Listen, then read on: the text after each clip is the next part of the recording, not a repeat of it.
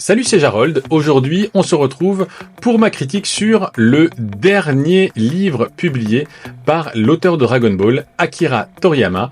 J'ai nommé Sandland. Comme d'habitude, dans ce type de vidéo, je vais d'abord vous donner en 30 secondes, une minute, mon avis global, sans spoiler, sur Sandland, qui est en fait une histoire, c'est pas un tome 1, hein, il y a qu'un seul tome, en fait. C'est une histoire qui se tient en un bouquin. Donc je vous donne mon avis global sans spoiler, et puis après, je vais parler chapitre par chapitre de ce qui se passe et de mon avis. Il y a quand même 14 chapitres, hein, donc on a de quoi lire. Alors globalement, on retrouve la patte d'Akira Toriyama dans l'humour et dans le dessin. C'est vraiment très très agréable à retrouver. Il y a un côté enfantin aussi où tout le monde il est beau, tout le monde il est gentil, c'est-à-dire que même les méchants, en fait, une fois que tu leur as expliqué, ils deviennent gentils parce qu'ils ont un bon fond. Donc ça c'est un petit peu voilà, gentil et gentil. Mais c'est dans l'univers d'Akira Toriyama, donc comme on a déjà été happé par Dragon Ball, et ben finalement ça roule quand même. Il y a aussi tout un côté très écolo dans Sandland qui est aussi plaisant à lire parce que c'est intéressant que des enfants puissent aussi avoir accès à ce genre de réflexion. Et puis après, il y a tout un côté aussi Madeleine à se dire vraiment c'est la dernière chose qu'il a écrite et qu'il a publiée. Et donc il y a un côté voilà aussi un peu émotion d'avoir ça entre les mains. Maintenant, c'est vrai que si c'était pas le dernier bouquin d'Akira Toriyama, je dirais que c'est un peu trop enfantin, un peu trop simpliste et un peu trop gentil, et que c'est pas non plus, si on disait pas que c'était Akira Toriyama qui l'avait écrit, c'est pas non plus une œuvre transcendantale dans laquelle on peut se retrouver et dire que c'est vraiment un chef-d'œuvre absolu. C'est bien, c'est sympa, c'est marrant par moments, mais il y a quand même des trucs très simplistes qui font que c'est pas non plus le bouquin du siècle. Et maintenant, on va spoiler et on va faire la critique chapitre par chapitre. Le chapitre 1 commence avec le personnage principal qui est Belzébub, le fils du roi des démons qui est dans un monde désertique. Il y a un véhicule conduit par un humain qui passe, il l'attaque, il l'arrête et il va lui prendre toute l'eau qu'il a dans sa cargaison avec ses amis démons. Et donc là, on comprend qu'on est dans un monde aride où il n'y a plus d'eau et où donc toutes les espèces, humains et monstres, se côtoient et se battent chacun de leur côté pour survivre et pour trouver de l'eau. Ils apportent de l'eau chez eux dans une cité occupée par des monstres. C'est là où Akira Toriyama nous explique donc le contexte de ce monde que je vous ai expliqué. Et donc il y a un roi qui apparaît à la télévision et qui est un roi en fait qui détient de l'eau et qui en vend à prix d'or à la population. Avec la bouteille d'eau qui est marquée King Water dessus et que donc Belzébub va jeter au loin. Ensuite, il y a un personnage humain qui se présente. Il arrive en véhicule, il dit qu'il s'appelle Rao et qu'il est le shérif d'une petite ville voisine et qu'il est venu demander l'aide des monstres. Il explique donc il y a Belzébub qui vient le voir pour lui demander exactement ce qu'il veut. Rao lui explique qu'il a vu des oiseaux venir du sud, ce sont des oiseaux migrateurs et que donc s'ils viennent du sud, ça veut dire qu'il y a une source d'eau importante au sud et donc il faut aller en expédition au sud pour chercher et trouver cette source d'eau et que si les monstres l'aident, il partagera cette ressource entre humains et monstres. Belzébub va alors voir son père qui est Lucifer en fait, lui en parler. Lucifer est d'accord, il lui dit ok, cet humain a l'air digne de confiance, vas-y.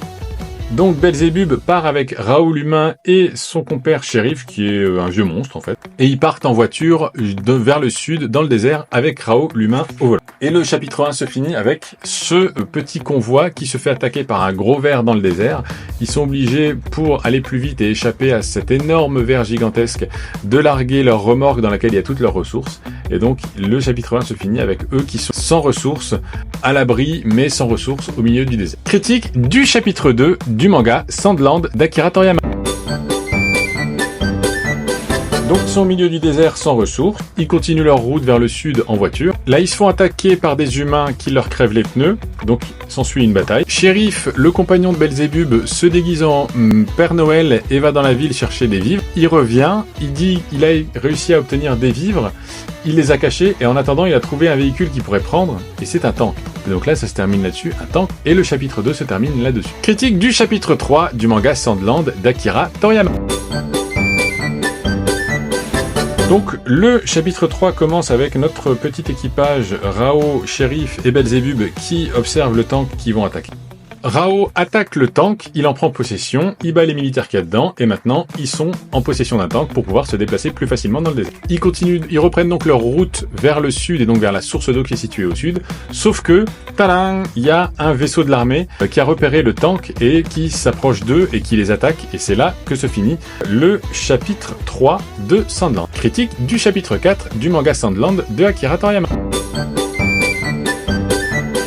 Donc le chapitre 4 commence avec ce vaisseau qui est au-dessus du tank. Eux, ils doivent faire croire au vaisseau que c'est les vrais militaires qui sont dedans. Donc il y a Rao qui sort avec la tenue militaire et qui fait signe au vaisseau en disant non tout va bien, il n'y a pas de souci. Le vaisseau de l'armée repart et le tank reprend sa route vers le sud. Sauf qu'entre temps, le vaisseau et l'armée qu'il y a dans le vaisseau apprend qu'en fait ils ont bien été volés et que ce sont des usurpateurs qui leur ont fait signe. Donc ils ont repéré le tank parce qu'il y a un émetteur qui donne au vaisseau la position du tank. Ils les repèrent, ils reviennent les trouver, ils les attaquent et s'ensuit une bataille entre les deux. Dans la bataille, grâce au pouvoir des démons, Belzébub et Shérif, Rao réussit à tirer de façon verticale vers le vaisseau s'écrase et c'est la fin du chapitre 4 où donc le vaisseau est maintenant au sol et il va y avoir une bataille au sol entre les deux. C'est donc maintenant la critique du chapitre 5 du manga Sandland de Akira Toriyama. Donc dans le chapitre 5, ça commence avec nos amis qui sont toujours dans le tank et qui s'enfuient vers le sud, vers la source d'eau qu'ils recherchent. Et donc là, ils discutent et ils apprennent que c'est le maréchal Zéou qui commande l'armée, et donc là Rao dit je suis surpris d'entendre que le maréchal Zéou est toujours en vie. Celui qui commande le vaisseau qu'ils ont écrasé dans le chapitre précédent, c'est le général Aré, et donc le général Aré communique avec Zéou, et eux ils entendent les communications entre Aré et Zéou. Ensuite on voit le maréchal Zéou discuter avec le roi, et on voit que le roi en fait fait trempette dans une piscine pleine d'eau, et il leur dit donc ce serait fâcheux qu'ils arrivent jusqu'au sud et qu'ils se rendent compte que vous faites trempette toute la journée dans de l'eau alors que tout le pays est aride. Donc ils conviennent du fait que c'est important de les empêcher d'arriver jusqu'au sud. Nos amis dans le tank s'arrêtent pour la nuit pour dormir, et donc là ils discutent. Et là c'est là que Rao explique aux deux monstres qu'en fait le roi est devenu roi et le maréchal Zéou a pris la place qu'il a aujourd'hui dans l'armée il y a 30 ans dans une guerre qu'il y a eu contre une civilisation qui s'appelle les Piki. Et là Rao leur explique qu'en fait ils ont dit que les Piki préparaient une bombe, alors qu'en fait les Piki préparaient une technologie qui permettrait à tout le monde d'avoir de l'eau et donc de ne pas être en manque d'eau et de pas être dans une civilisation aride. Sauf que le roi du coup les a attaqués pour pas qu'ils puissent fabriquer cette technologie. Il a mis la main sur les réserves d'eau et donc pour sa fortune personnelle, il a empêché le bien de toute l'humanité. Et donc en fait Rao n'avait pas connaissance de cette vérité à l'époque et c'est lui qui a mené la bataille contre les Piki et qui a détruit les Piki, mais il ne savait pas du tout en fait la réalité de la bataille qu'il était en train de mener, et donc il le découvre dans sa discussion avec Belzébub. Donc là ça renforce les liens entre les trois. Rao veut se venger des humains qui ont fait le mal il y a 30 ans et qui lui ont fait faire le mal. Il veut aller trouver de l'eau et la redistribuer à tout le monde, et donc Belzébub, une fois qu'il comprend ça, il veut aussi aider Rao dans sa quête, et donc ça renforce leurs liens et leur motivation. C'est la fin du chapitre 5. C'est donc maintenant la critique du chapitre 6 du manga Sandland de Akira Toriyama. Dans le chapitre 6, ils sont toujours dans le tank à faire la route jusqu'au sud. Quand ils se font attaquer par une bande de malfrats, de bandits qui s'appellent les swimmers, qui sont sur le bord de la route. Swimmers parce qu'ils sont en fait en tenue de maillot de bain, alors qu'il n'y a pas d'eau. Ça c'est de l'humour à la Akira Toriyama. Voyez. Les swimmers ont des pouvoirs, donc ils peuvent prendre des photos des gars dans le tank, même à des kilomètres d'écart. Ils transmettent la photo aux autorités, et donc les autorités reconnaissent Rao. Ils reconnaissent que c'était lui, un ancien général de l'armée, et donc ils le font passer pour un bandit qui attaque les villages dans tous les médias du pays. Donc Rao était en fait connu comme étant le général Shiva il y a 30 ans dans l'attaque des Piki et que c'est un héros de guerre. Aré capte donc l'info dans les journaux, et donc il comprend que c'est le général Shiva qu'il a vu le jour d'avant dans le char. Et donc le chapitre se termine avec les swimmers qui voient donc le tank avec Haro et Belzébub arrivés d'un côté, et de l'autre, les 4 derniers chars disponibles dans l'armée royale qui arrivent pour justement livrer bataille. Et donc ils vont tous se retrouver face à face pour le prochain chapitre. Ça tombe bien parce qu'on peut faire la critique tout de suite du chapitre 7 du manga Sandland de Akira Toriyama. Dans le chapitre 7, donc, il y a les 4 derniers chars de l'armée royale qui se retrouvent face aux chars de nos amis. Avec une tactique militaire astucieuse, Rao réussit à détruire les 4 chars d'un coup et à s'enfuir. C'est là où on voit que c'est un ancien militaire de génie en fait. Critique du chapitre 8 du manga Sandland de Akira Toriyama. Dans le chapitre 8, donc, la bataille continue entre le tank de nos amis et les militaires présents dans les 4 tanks qu'ils ont détruits. Rao continue à faire des manœuvres militaires astucieuses pour avoir l'avantage dans la bataille, quand d'un coup, le général Are débarque et dit que maintenant il veut discuter pour comprendre pourquoi un militaire de génie admiré de tous ferait ce genre de choses. Il leur raconte donc la tromperie, la supercherie que le roi a raconté à tout le peuple il y a 30 ans contre les Piki qui fabriquaient de l'eau alors qu'en fait ils ont été accusés par le roi de fabriquer une arme de destruction massive. Are ne les croit pas, sauf que surtout en plus que Shiva s'est associé à des monstres et donc Are et tous les autres humains ne le comprennent pas du tout comment il peut s'associer à des monstres. Sauf que d'un coup les swimmers, donc les bandits, les malfrats, pour avoir la récompense, balancent une roquette sur tout le monde pour bloquer Shiva et avoir la récompense, quitte à tuer les autres militaires à récompense. Et là, en fait, c'est Belzébub qui s'interpose et qui va sauver tout le monde au péril de sa vie. Et c'est la fin du chapitre. Donc, critique du chapitre 9 du manga Sandland de Akira Toriyama. Et donc là, Are, il réalise que, ok, il y a un monstre qui vient de sauver la vie de tous les humains, qui devrait pas, et donc il comprend que l'histoire qu'il vient de raconter était vraie. Que le roi s'est foutu de la gueule de tout le monde, a manipulé tout le monde, et qu'en fait, il faut être du côté de Shiva et pas contre lui. Il y a une bataille entre Belzébub et le dernier des swimmers. Ils partent courir au loin, ils se pourchassent. Il y a une tempête de sable. La tempête de sable se finit. Belzébub trouve un abri dans une grotte. Et en fait, c'est une grotte. Il rentre dedans et il y a un énorme lac avec plein de vie autour. Alors qu'on est dans un monde désertique, je vous rappelle. Donc là, c'est un énorme retournement de situation.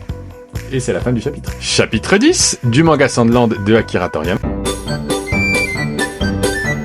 Dans le chapitre 10, donc, Are et Rao sont toujours face à face. Belzébub dit par télépathie à Rao qu'il a trouvé la source qu'il cherche. Are se fait confirmer par le roi que ce qui s'est passé il y a 30 ans avec les Piki est vrai. Haro et Sif vont retrouver Belzébub à la source cachée. Et Belzébub, en fait, il va chercher un peu plus loin dans la source et il se rend compte que les derniers Piki sont encore vivants et sont présents à cet endroit-là et ils se sont cachés du monde entier, là où tout le monde pensait que les Piki avaient été exterminés. Donc là, Rao et Belzébub décident de laisser les Piki tranquilles et de ne dire jamais à personne qu'il y a encore des Piki en vie pour que les Piki puissent rester tranquilles auprès de cette source. Ils décident donc de poursuivre leur route vers le sud pour trouver la vraie source. Et là, en fait, ça se finit avec une dispute entre Are et le général Zéou. Et Are est malin et parle sur le haut-parleur. Il sait que Roa, Belzébub, etc. peuvent l'entendre dans l'autre tank parce qu'ils ont aussi un tank de l'armée et que donc ils entendent tout ce qui se fait, tout ce qui se dit dans les discussions intra-armées.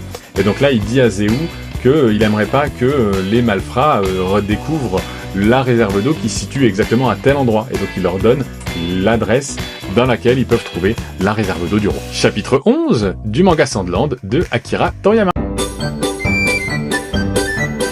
Nos 3 amis, Rao, Belzébub et Sif, sont toujours dans le tank vers le sud pour trouver la source d'eau. Le maréchal Zéou et le roi sont au château et ils apprennent qu'il y a Belzébub qui est dedans. Donc Belzébub, c'est le mal incarné. Donc là, ils prennent peur. Le tank arrive devant le château du roi et donc ils se rendent compte qu'il y a un mur d'enceinte très épais qui est en fait un barrage. Belzébub et Rao montent sur le barrage et se rendent compte qu'il y a une énorme étendue d'eau de l'autre côté et que donc le roi retient bien toute l'eau pour que le peuple ne l'ait pas. Le maréchal Zéou envoie alors un monstre pour tuer Belzébub. C'est un monstre qui a été créé pour ça. Et le chapitre se termine avec le monstre qui est largué devant eux et qui sort de sa cage. Critique du chapitre 12 de Sandland d'Akira Toriyama.